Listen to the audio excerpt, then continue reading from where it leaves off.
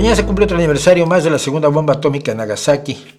Fatman, ¿algún comentario, sobre todo porque significó el final de la Segunda Guerra Mundial? Mira, he hablado en 2 ocasiones y la gente se enoja muchísimo, pero tengo 2 vídeos dedicados precisamente al final de la Segunda Guerra Mundial y al lanzamiento de las bombas atómicas.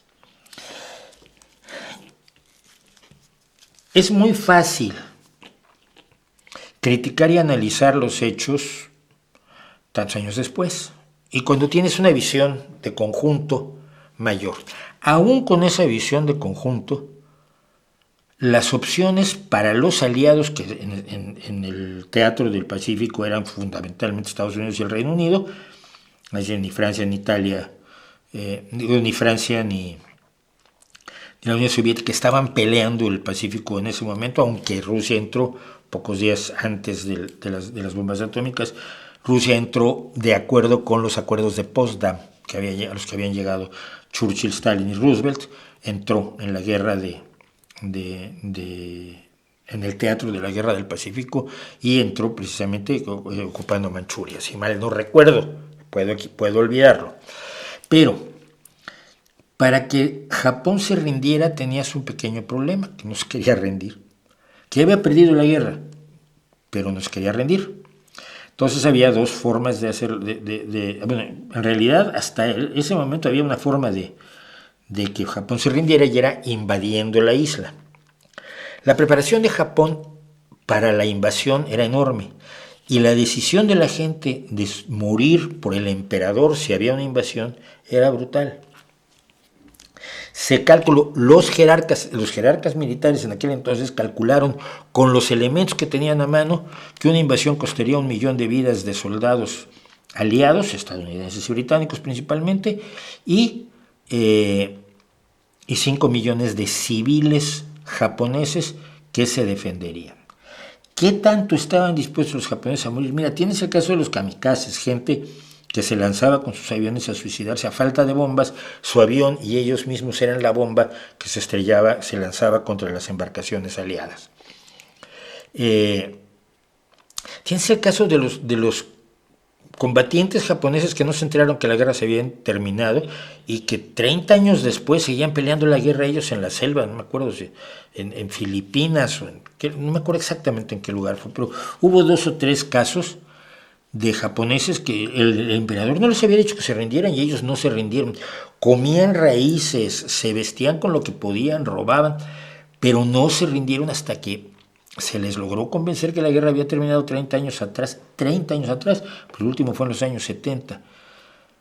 Ese era el tipo de mentalidad que se le había imbuido al pueblo japonés. Bueno, cuando tienen la posibilidad de tener la bomba atómica, el cálculo es, matamos a 200,000 civiles en vez de 5 millones y se van a rendir.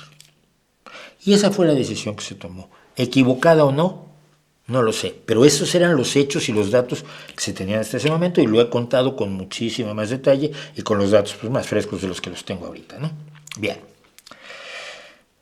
Y aún así estuvo a punto de no rendirse Japón, es decir, la historia final después del bombardeo de Nagasaki, el día 8 de agosto, el 9 fue, ¿no? 6 y 9. Sí, mañana se cumple otro aniversario, fue el 6. El 6 es el bombardeo a Hiroshima y el 9 es el bombardeo a Nagasaki. Después del bombardeo a Nagasaki, el emperador da su brazo a torcer, los militaristas más o menos aceptan, los militaristas japoneses más o menos aceptan la decisión del emperador, y el emperador graba. Su pueblo nunca había oído su voz, se enteraban de sus órdenes por los subordinados.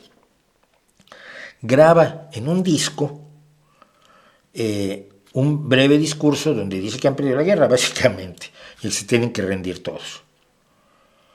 Y ese disco va a ser transmitido por la radiodifusión japonesa, que estaba altamente centralizada precisamente por tratarse de una situación de guerra.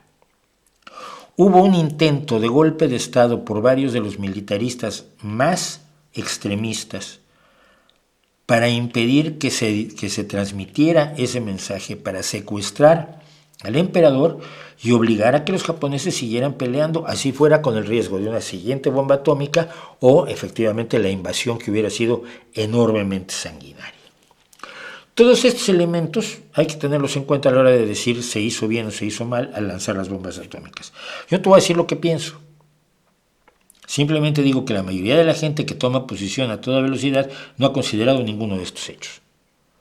Ha visto las cosas desde fuera y ha dicho, madre mía, tiraron 2 bombas y mataron a 200,000 personas, que es cierto y que es estremecedor, es aterrador. Pero ¿cuáles eran las opciones que tenías tú si hubieras estado al frente de la guerra? Y esa ha sido mi pregunta de siempre, y esa es la que no quieren responder muchos.